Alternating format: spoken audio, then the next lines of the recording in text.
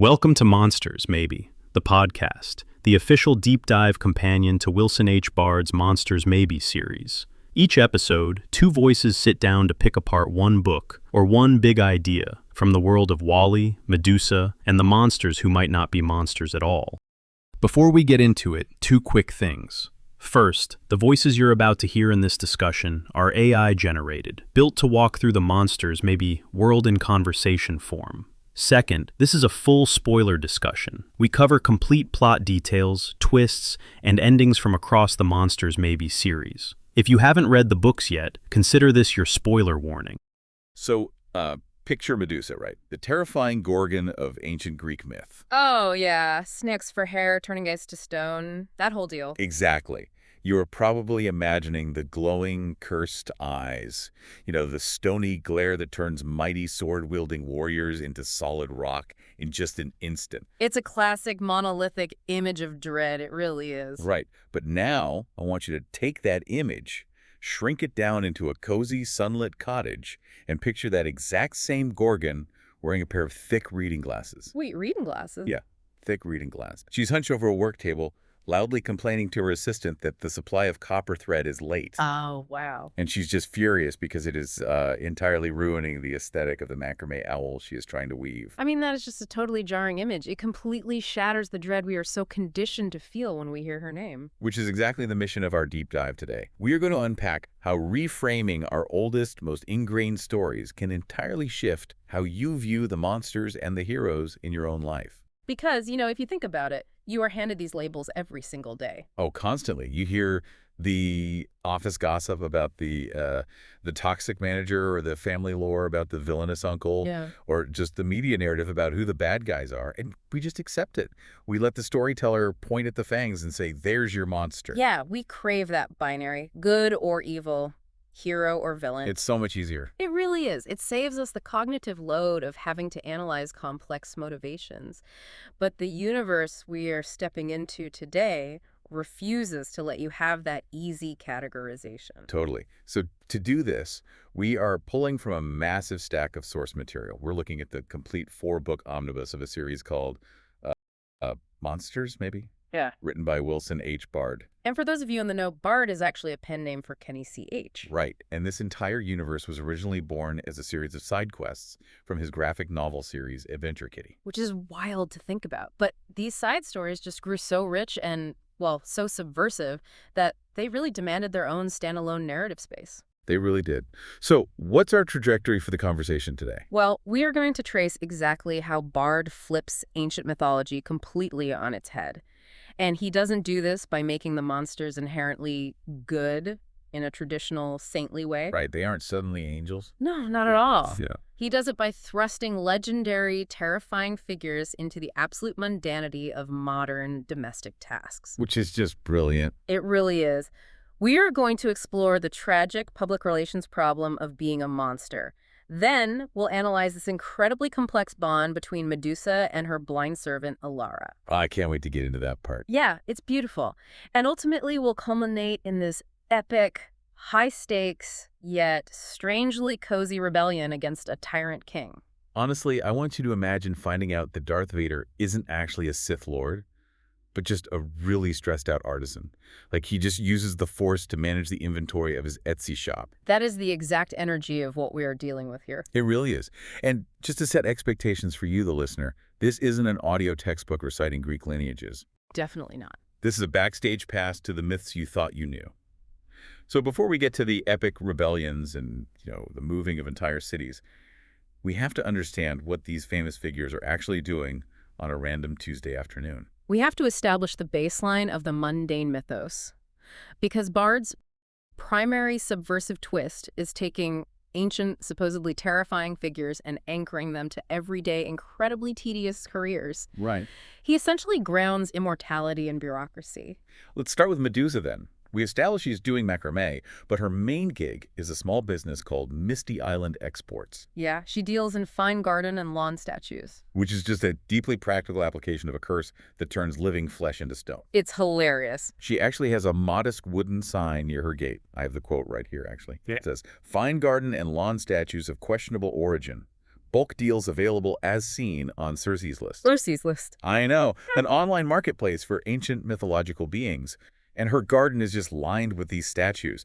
Some are posed heroically, some look startled. Some are clearly mid-scream, I bet. Oh, absolutely. And she's got them arranged neatly between rows of lavender and rosemary that she clips herself.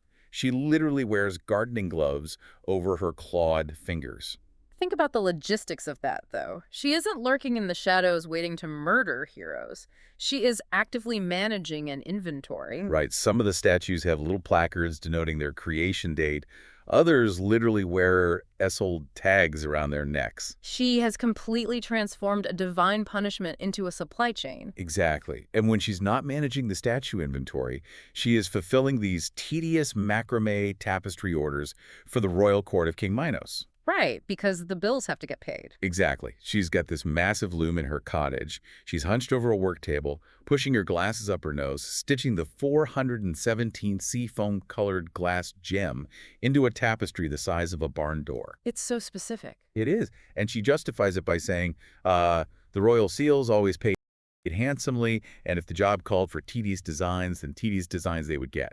This completely strips away the mystique. I mean, she's annoyed that her tea vendor mixed hibiscus into her Nairobian tea blend because he thinks he's doing her a favor with floral notes. The audacity of the tea vendor. Right. The burden of her existence isn't loneliness or her curse, it's bad vendors. And she's not the only one dealing with bad management. We have to look at Pegasus. Or, well, as he's known in this universe, Gus. Good old Gus, the legendary winged horse. Here, he operates Heavenly Hooves Acquisitions. It is essentially a home shopping broadcast that runs out of Mount Olympus. He stands in front of a polished shield 3 nights a week and sells off pawn heirlooms, estate lots, and incidentally, Medusa statues. Selling them to temples and wealthy mortals, right? Yeah, he was effectively monetized the vanity of the gods. And he is the ultimate demanding diva boss. He has a centaur receptionist named Chiron who's been there for 111 years, just shielding Gus from absolute chaos. Chiron deserves a raise. Truly.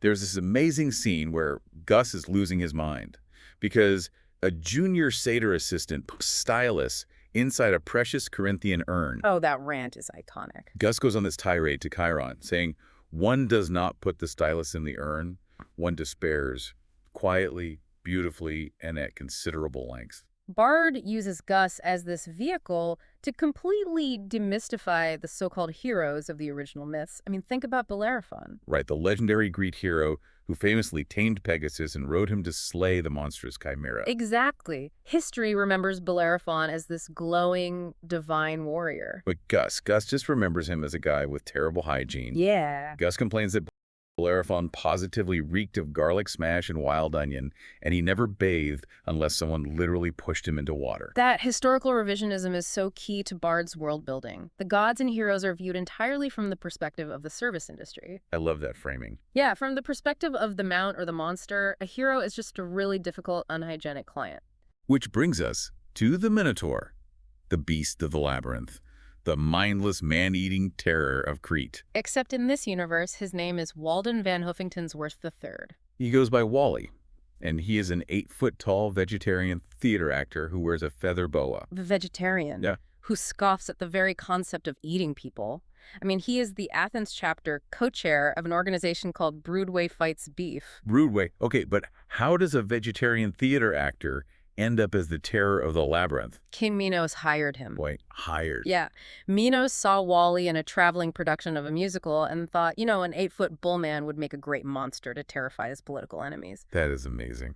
So Wally lives under the palace in the labyrinth, but he uses it as his own private subterranean stage. When the king drops condemned prisoners into the maze, Wally puts on stage makeup. He actually refers to it as applying his face, doesn't he?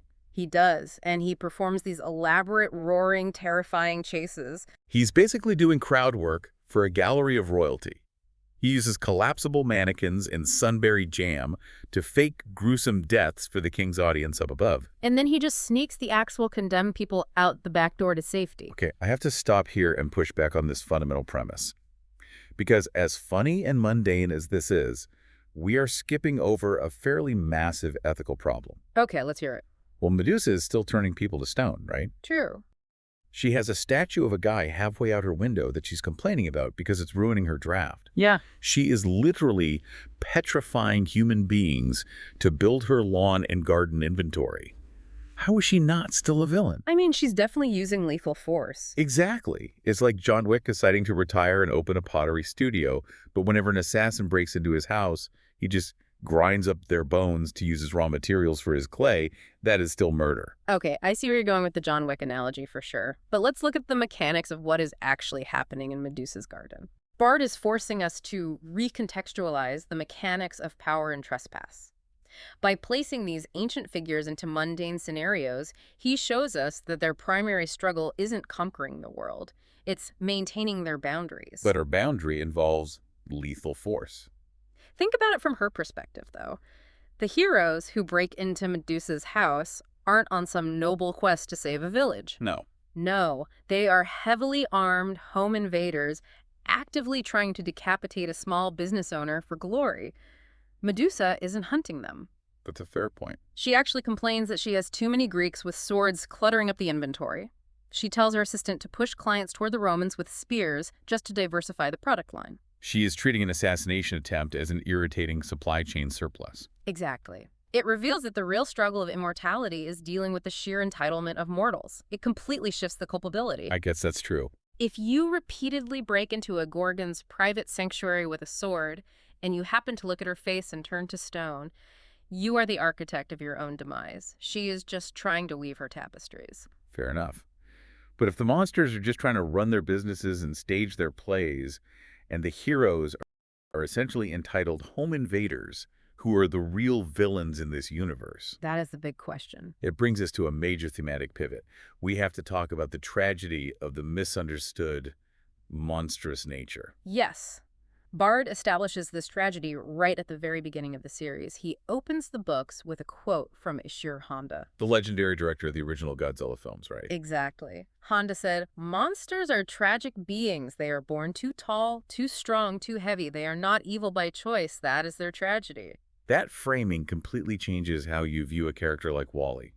I mean, Wally explicitly states that he is the curtain. Yes, the curtain. He says, "I fake the dying so that no one thinks to count the living."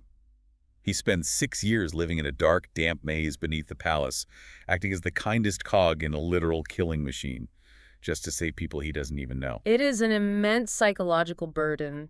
He is absorbing the trauma of the condemned, terrified prisoners, calming them down in the dark, faking their deaths, and smuggling them out. That's exhausting work. And you have to contrast Wally's active, grueling mercy with the behavior of the supposed gods and kings. Well, absolutely. The text shows us Zeus and Poseidon in the library of Mount Olympus.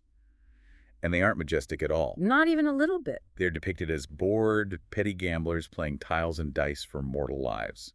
They've been losing to each other for hundreds of years, just treating human existence as nothing more than a casual game to pass the time. And then look at the mortal authority. King Minos. He isn't a grand, imposing villain with a master plan. The text describes him as a paranoid, gilded boy king. Awful. He murders people purely for convenience, and the casual nature of his cruelty is just terrifying. There is a detail that genuinely turned my stomach. Minos wants to catch some runaway servants, so he orders his guards to drop red scorpions down the castle laundry chutes. It's so malicious. And then he has the grates wired shut so anyone hiding inside is trapped with the scorpions. It's just evil. He treats human life with less regard than Medusa treats her copper thread. I mean, Minos even orders the death of his own half-brother. Remus. Right, Remus. A quiet, bookish boy. Minos overhears a vague rumor that Remus might one day be a threat to his throne, so he has him burned alive in a tower and covers it up as an accident. The cover-up is honestly the most chilling part. A soldier reports back to Minos that 2 innocent bystanders, an old deaf man and a copper merchant, were also killed in the tower fire. And Minos' reaction? He is actually glad. He says their corpses make the accident look more convincing. He literally refers to the innocent dead bodies as garnish. It's sickening, and it forces you, the listener, to evaluate how society assigns the label of monster. I mean, the heroes of legend, Perseus, Theseus, Jason, they are remembered by the actual creatures as destructive nuisances. Oh my gosh, Wally's rant about Theseus is so funny. Wally complains that Theseus destroyed 3 load-bearing walls in his labyrinth just because he was throwing a tantrum that there were no monsters or treasure to find. Right. Wally says, where do these people get these ideas? A labyrinth is a structural nightmare to maintain, and this frat boy is just knocking down my columns. Frat boy, exactly. But this leaves me with a massive logistical question. If Wally and Medusa are actually so kind and merciful, and they hate the violence of the gods and kings, why do they lean into the terrifying PR? That's a great question. Like, why does Wally roar and put on stage makeup to terrify the prisoners before saving them? Why does Medusa hiss and keep up the terrifying facade? Why not just put up a sign that says, safe haven here? Well, because a sign that says safe haven attracts the attention of King Minos.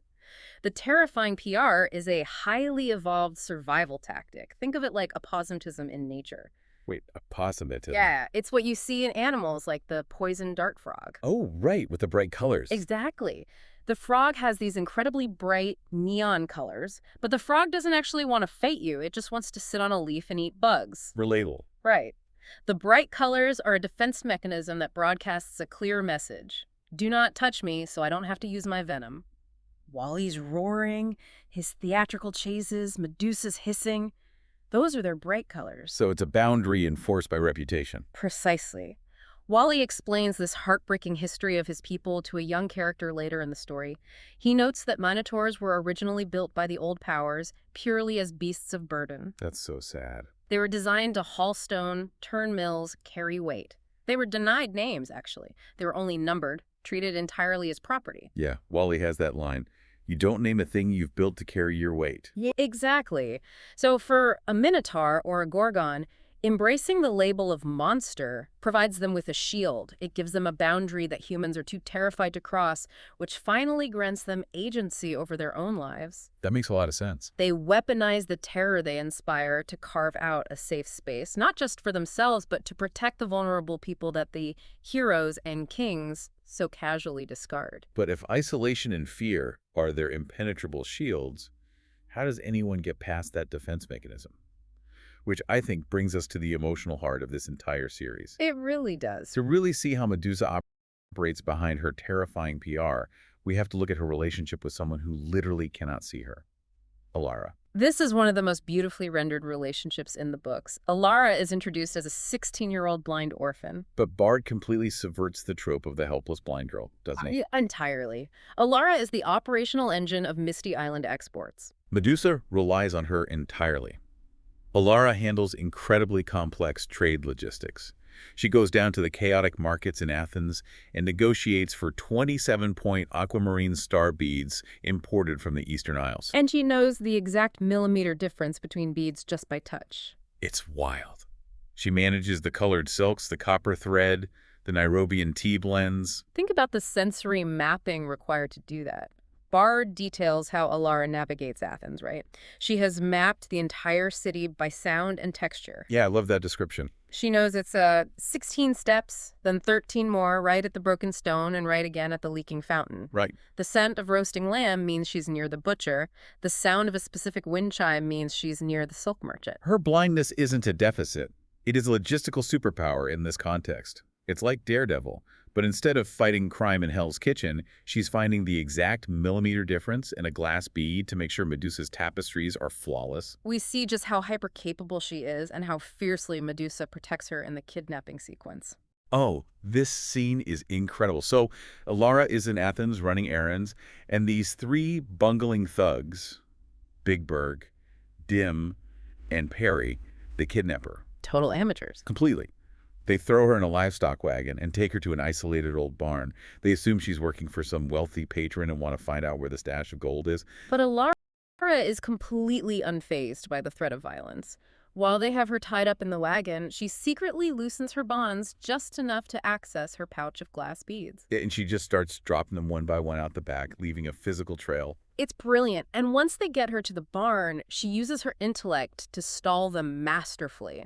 For hours. She just talks them in circles. She invents an entire fictional island compound with shifting geography to confuse them. She tells them the guard towers are on the north and south, unless the tide is in which case the guards move to the east. She even invents security pass phrases in a fake language, right? Yeah. Yes. She calls it Ancient Nivian. She tells these dim-witted thugs they have to say it with a soft growl and a slight whistle on the fourth syllable just to get past the gates. She has them drawing cursed little maps in the dirt and choking on straw, trying to practice fake passwords. It's so funny. Meanwhile, Medusa realizes Elara hasn't returned. She goes to Athens and finds the trail of aquamarine beads. Medusa uses a magic mirror portal, which she accesses using a cameo locket given to her by Narcissus, a brilliant little mythology nod, and tracks them directly to the barn. And she shows up, hidden in heavy cowls and cloaks, and this is where we see the absolute depth of their connection. Medusa doesn't burst in screaming. She speaks to Elara in this rare dead language, the Old Corinthian dialect. She calmly says, "Under the table, girl," in a dialect that hasn't been spoken aloud as a living tongue anywhere in memory, except, in Medusa's private workshop. The text notes that Medusa taught Elara this dead dialect over the years just by humming it. Humming and singing old fishing songs while they worked on tapestries, yeah. It's such an intimate, domestic detail, weaponized for survival. Elara immediately recognizes the hum and dives under the table. The thugs, of course, mock Medusa. Big Bird draws his sword. Big mistake. Huge mistake. Medusa just drops her cowls, tells them to gaze upon their own hatred, and turns them all to solid stone. And then she casually looks at the 3 new statues in size, saying it's a waste of perfectly good inventory space. But they do say peasant art is having a revival. I love that line so much. But, okay, I have to wrestle with the morality of this dynamic again. All right, hit me. The text explicitly says Elara thinks she just works for a reclusive, wealthy, human artist. Is Medusa being deeply selfish by keeping her true monstrous identity a secret from Elara for all these years? Isn't their entire relationship built in a massive lie of omission? Well, that is the obvious surface reading, yes. But the text argues something much more profound. Okay, what is it? Their relationship is built on a truth that transcends physical form. What is the truth of Medusa? Is it the snakes and the curse, which were forced upon her by the gods? Or is it the woman who hums ancient fishing songs and carefully stitches seafoam glass into tapestries? You're saying Elara knows the actual person, whereas the rest of the world only knows the punishment. Exactly. Elara knows Medusa's heart. She knows her patience, her care, the rhythm of her breathing when she's stressed. The physical fact of the snakes, or the petrifying gaze, is ultimately irrelevant to the truth of who Medusa is to Elara. We see that confirmed when they reunite later at a safe haven called Pelagon's Retreat, don't we? We do. Medusa drops her stoic, matronly front completely. She just pulls Elara into a massive embrace, running her hands over Elara's arms and face, checking her all over for injuries. And we learn later, through another assistant named Delia, just how much emotional weight Medusa carries behind that stoic front. Oh, the room of owls. Yes. Delia discovers a locked room in the cottage filled with thousands of tiny, intricate macramé owls. Medusa reveals that because she is immortal and has lived through centuries of tragedy, betrayal, and isolation, she hasn't found any other shape that can hold that much memory and pain. Wow. The owls are physical repositories for her grief. She ties her trauma into the knots. That broke my heart. She is literally knotting her pain away so she doesn't have to burden anyone else with it. And she keeps that entirely away from Elara.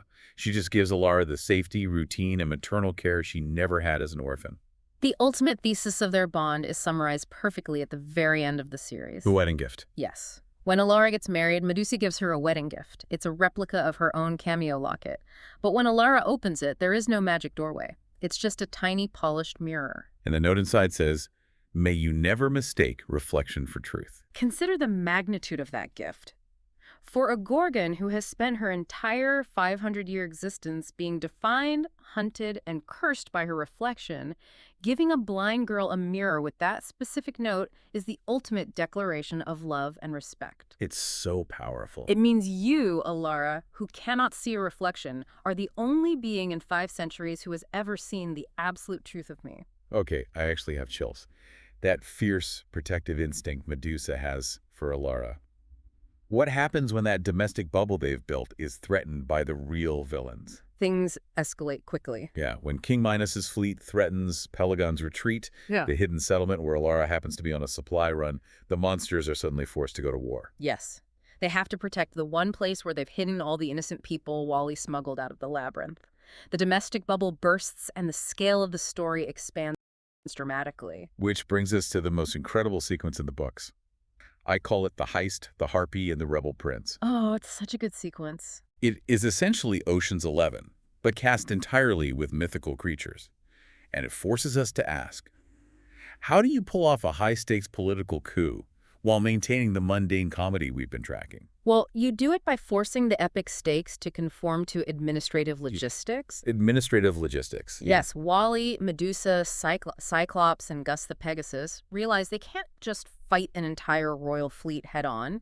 They need to literally move the entire city of Pelagon's retreat to a new, hidden geographic location. To move a coastal city, they need Poseidon, the god of the sea. So they take a subway, Which Bard brilliantly describes as a pressurized passenger car strapped to the back of a giant migrating whale. naturally. They take it down to Poseidon's underwater summer residence. But Poseidon refuses to help them because he lost his magic trident in a poker game to Zeus. So the monsters have to go to Mount Olympus and bluff the king of the gods at the card table to win back the weapon of mass displacement. We have to unpack the psychology of this poker game. Wally, the 8-foot minotaur, sits down at a table with Zeus, Hades, and Dionysus. The tension is incredible. The text notes that Zeus is a terrible poker player who bluffs on every single significant hand out of sheer arrogance, while Hades is technically careful, deeply skilled, and reads the table perfectly. So Wally uses his theatrical training to read their psychological tells.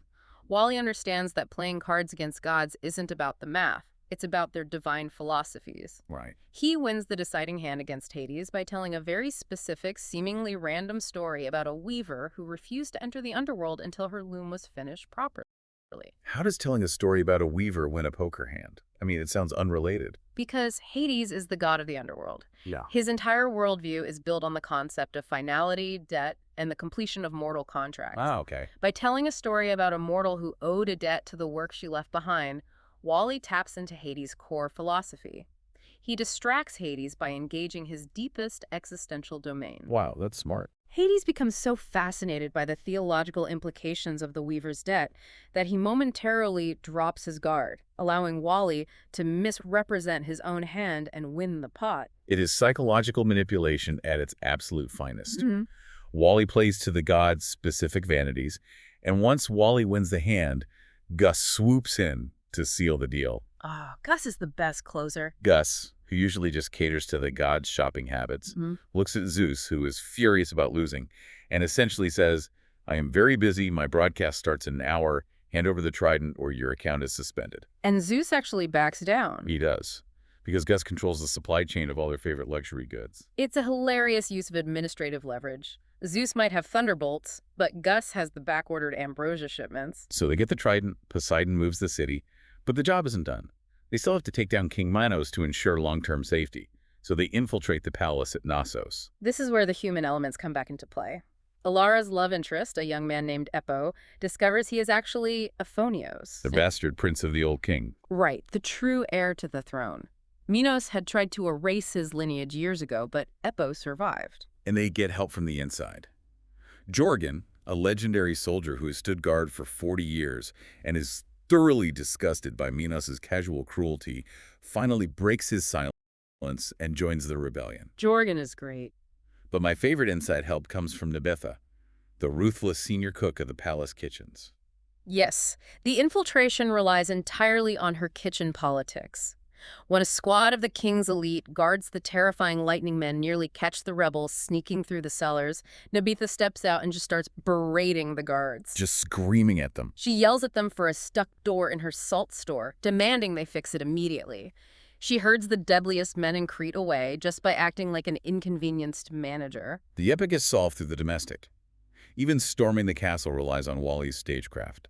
To cover his absence from the labyrinth, Wally fakes a highly contagious, foul-smelling illness using rotting cabbage so no one comes looking for the monster. It's so gross, but so smart.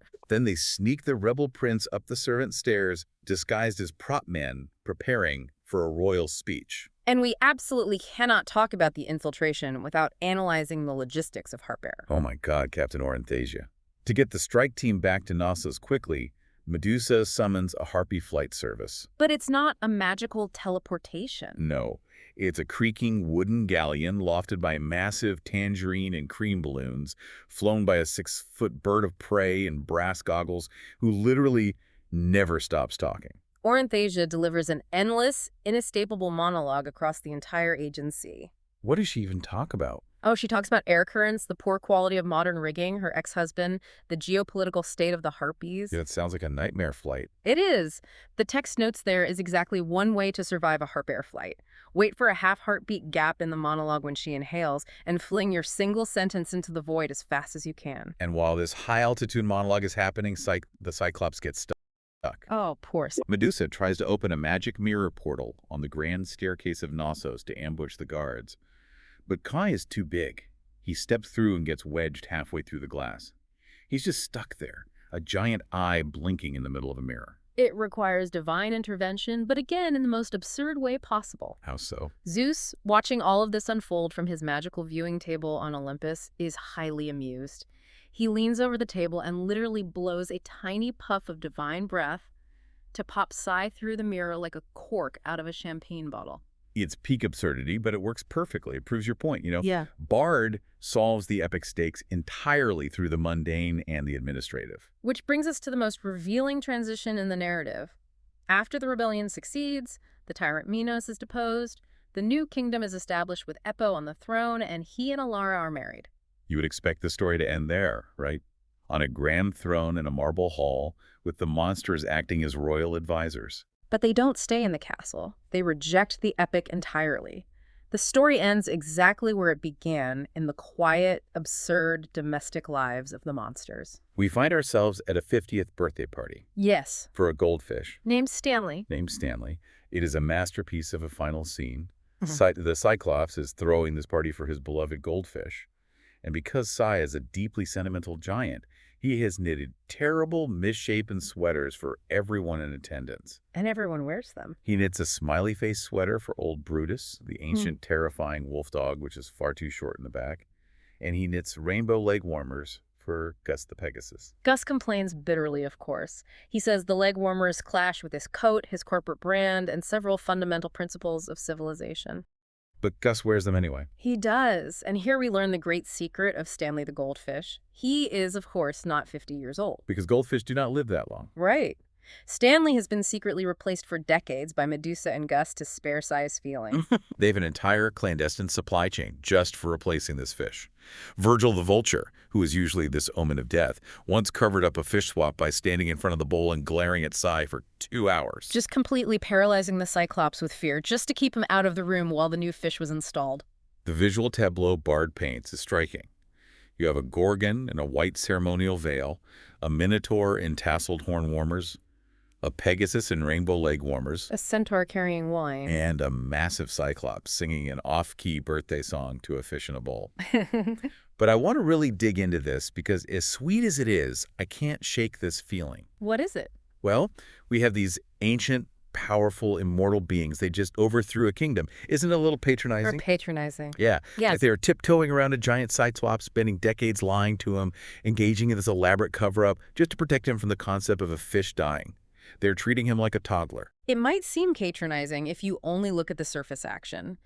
But if you connect this to the broader themes Bard has been building since Chapter 1, it's not patronizing at all. Okay, how so? It is the ultimate act of radical empathy. Think about what these creatures are and what they have endured. They have been hunted, feared, isolated, and treated as beasts of burden for centuries.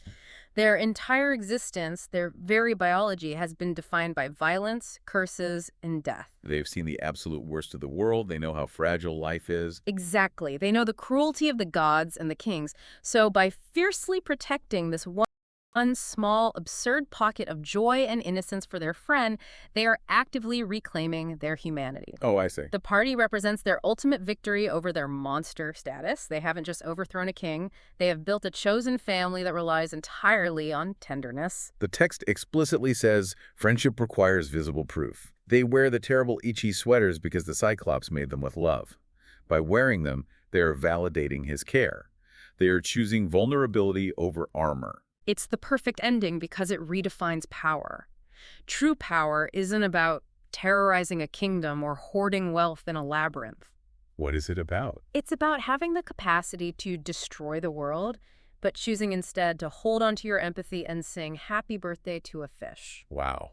So if we pull all of these threads together, Look at the incredible journey we've just taken. We started with the Gorgon, complaining about being out of copper thread for her macrame owls. We did. We uncovered the tragic reality of a minotaur faking deaths in a labyrinth to save innocent people from a tyrant.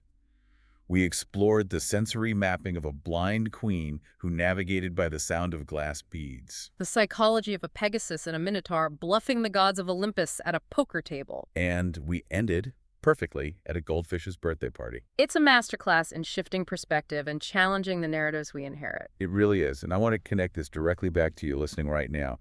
Think about the labels you navigate every single day. We all have them. How often do you accept the hero and villain tags that are handed to you by the storytellers of your own life?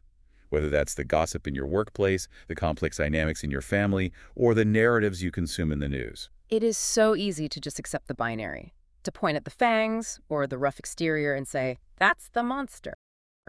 But as Bard meticulously shows us, the reality is almost always more complex, more mundane, and often far more tender than the legend suggests. The people with the sharpest armor are often guarding the deepest wounds. Exactly. So we'll leave you with this final provocative thought.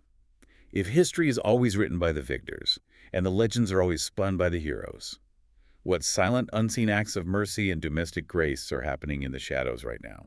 Performed by the very people society has labeled as monsters. Look closely at the monsters in your own world. They might just be tying the knots that hold it all together. Thank you so much for joining us on this deep dive. We'll see you next time. That's this deep dive. If this is your first time with Monsters, maybe, the books are available in paperback and hardcover on Amazon and Walmart, free to read on Kindle Unlimited, and an audiobook on Spotify and Apple Books. If you're listening on Spotify or Apple Podcasts, follow the show so the next deep dive lands automatically. If you're watching on YouTube, subscribe and ring the bell. A quick rating or review helps more than you'd think. We'll see you next time in the world of monsters. Maybe. Read Monsters Maybe by Wilson H. Bard, available at Walmart and on Amazon. Or read it for free with Kindle Unlimited.